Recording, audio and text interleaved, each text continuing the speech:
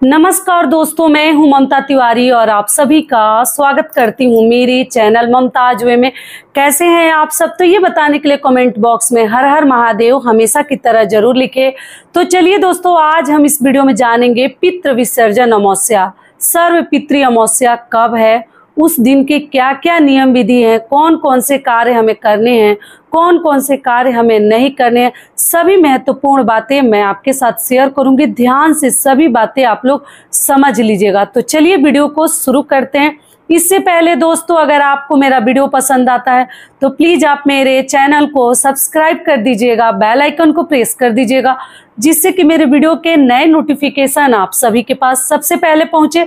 तो चलिए शुरू करते हैं और सभी महत्वपूर्ण बातें अमावस्या से संबंधित जान लेते हैं। तो सबसे पहले दोस्तों आपको बता दूं, सर्व पितृ अमावस्या, पितृ विसर्जन अमावस्या बहुत अधिक महत्वपूर्ण अमावस्या, आप लोग को मालूम ही है, बहुत बड़ा अमावस्या तिथि है। उस दिन पितरों की विदाई लोग करते हैं, पूजा पाठ करते हैं, तर्पण करते हैं। और जो लोग मान लीजिए जिनको तो अपना तिथि वगैरह मालूम रहता है, तो वो तो तिथि पर ही सभी मतलब पितरों के लिए जो भी पूजा पाठ है, नियम कार्य है, कर लेते हैं, पितृ तर्पण वगैरह कर लेते हैं।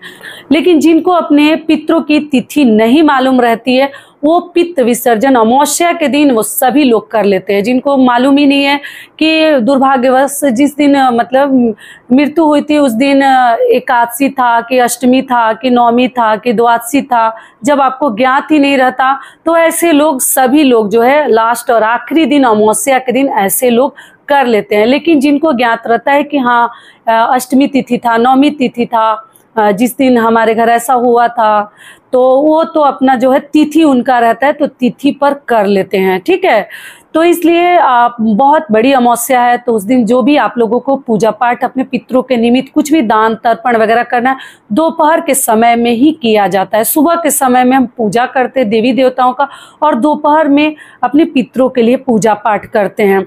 तो इस साल 2024 में सर्व पितृ अमावस्या कब है? पितृ विसर्जन अमावस्या 2 अक्टूबर को, दिन है बुधवार। बुधवार का दिन है, तो जो लोग भी मतलब पितृपक्ष के नियम वगैरह उस दिन अपने घर में फॉलो किए हैं, तो आप लोग जो है उस दिन घर की साफ सफाई अच्छे से कर लेते हैं। करने के उपरांत जो है अपने घर में जो भी घर की महिलाएं हैं, ध्यान रखिएगा। देखिए, पितरों को प्रसन्न तो हमें जरूर करनी चाहिए, कोशिश करते रहनी चाहिए, यथासंभव जितना हमसे हो सकता है हमें जरूर करनी चाहिए।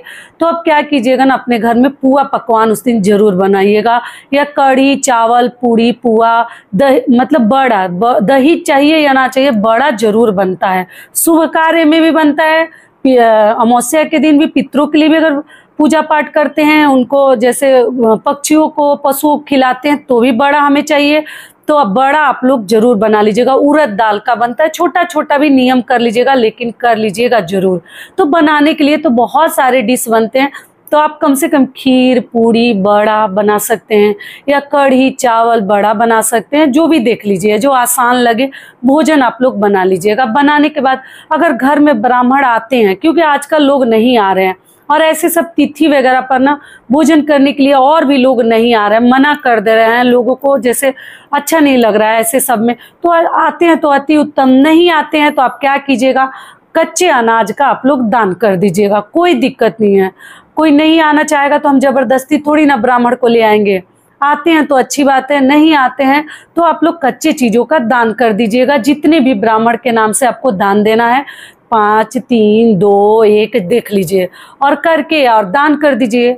आप उस दिन पति, अगर मान लीजिए आपके पति पानी वगैरह दे रहे थे पितृपक्ष के दौरान, तो उस दिन आप लोग वस्त्र का भी दान कर सकते हैं। पैजामा कुर्ता हो, शर्ट पैंट का कपड़ा हो, जैसे धोती गमछा हो, ये सब चीजों का दान करवा देनी चाहिए। साथ में अगर वो स्नान वगैरह करके आते हैं, दाढ़ी वगैरह बनवा कर, बहुत लोग सिर वगैरह मुड़वाते हैं और बहुत लोग नहीं मुड़वाते हैं, तो आप देख लीजिएगा। अगला सबसे महत्वपूर्ण कार्य आपको क्या करना है, जनेऊ आप लोग जरूर बदलवा दीजिएगा। जो लोग भी जनेऊ पहनते हैं, उस दिन पुराना वाला जनेऊ जरूर हमें पितृपक्ष वाला बदल देनी चाहिए, और नया जनेऊ हमें धारण कर लेनी चाहिए। नवरात्रि से मतलब आप लोग हर चीज चाहे तो चूड़ी वगैरह भी बदल सकते हैं, बहुत लोग चूड़ी वगैरह भी अपना बदल देते हैं और नई चूड़ियां पहन लेती हैं महिलाएं, तो आप देख लीजिएगा। ऐसे ना चाहे तो ना बदले, लेकिन नवरात्रि शुरू हो जाती है तो आप लोग नई चूड़ियां भी धारण कर सकती हैं। और पुरुष लोग जनेऊ जरूर बदल दीजिएगा।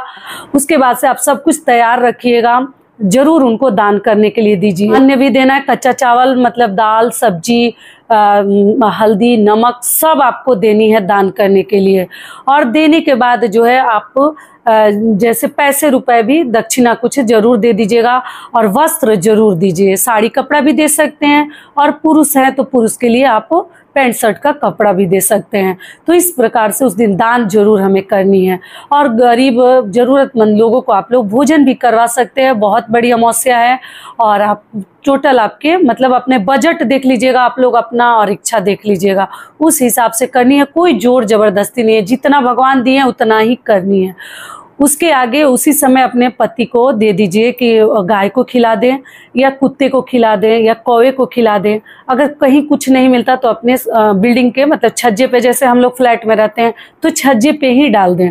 पूड़ी, खीर, बड़ा वगैरह, कड़ी चावल कुछ भी बनाए हैं तो आप लोग डाल दीजिए, ठीक है। वो खा लेंगे जब देखेंगे तो इस प्रकार से, अगर गाय वगैरह आसानी से मिल जाती है तो खिला दीजिए। अगर मान लीजिए ये सभी चीज़ें दान कर कर देने का जगह नहीं है, ऐसे ज़रूरतमंद को आप लोग दे सकते हैं। ब्राह्मण मिले तो ब्राह्मण को भी दे सकते हैं, या किसी ज़रूरतमंद को भी दान की हुई चीज़ें आप लोग दे सकते हैं। अगर वो भी मान लीजिए नहीं मिलते हैं तो आप पैसे रुपए का भी दान कर दीजिएगा। 101, 201, 551 ऐसे करके भी दान कर सकते हैं यथाशक्ति। और आगे महिलाओं को ध्यान रखनी है, अमावस्या के दिन कभी भी आप बालों में शैम्पू ना करें, क्योंकि अगले दिन से नवरात्रि जो है, शारदीय नवरात्रि हमारी शुरू हो जाएगी। तो आप लोग प्रतिपदा के दिन बाल वगैरह धो सकती हैं। पहला वीडियो डाल चुकी हूँ, नवरात्रि से संबंधित सभी महत्वपूर्ण बातें बता चुकी हूँ। आप लोग ध्यान रखिएगा, आपके द्वारा किसी भी प्रकार की गलती ना हो, हर चीज़ समझाई हूँ। समय निकाल कर वीडियो आप लोग मेरे चैनल पे सर्च कीजिएगा, आपको सभी प्रकार के वीडियोज मैं पहले ही डाल देती हूँ। ये हो गया। उसके बाद से आप लोग जो है आप जैसे उस दिन श्रृंगार वगैरह, अमावस्या के दिन सिंदूर वगैरह आप लोग लगा सकती हैं। केवल हेयर कट नहीं करवानी चाहिए महिलाओं को, और सिंदूर नहीं लगानी चाहिए। एक दो बहन का प्रश्न आया, दीदी महिलाओं के ऊपर ही इतना नियम क्यों है? तो जी नियम है, मानना और नहीं मानना आपकी इच्छा के ऊपर डिपेंड करता है। आपको मन हो तो मानिए, नहीं मन हो तो मत मानिए।